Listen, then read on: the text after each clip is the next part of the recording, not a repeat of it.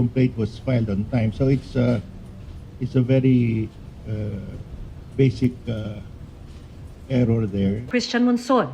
The Supreme Court overreached its powers under Article 8, Section 1. Yun nga, yun Lalo na sa mga corrupt. Umiinit. No? Ano ba yan? Kayo impeachable din kayo Yun din nga, yun, Di Sek, ba, oo. kanyan?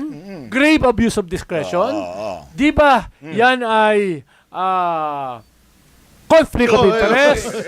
thereby violating the principle of due process in rendering a decision which virtually is an ex parte decision.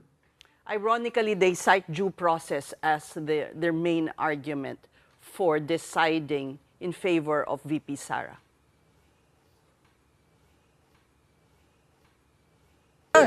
So ang Supreme Court talaga, tuta ng Duterte. Tuta ang Supreme Court, tuta ng mga Duterte.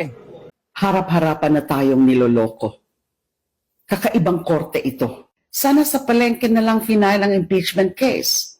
At least doon, may nagtitinda ng totoo.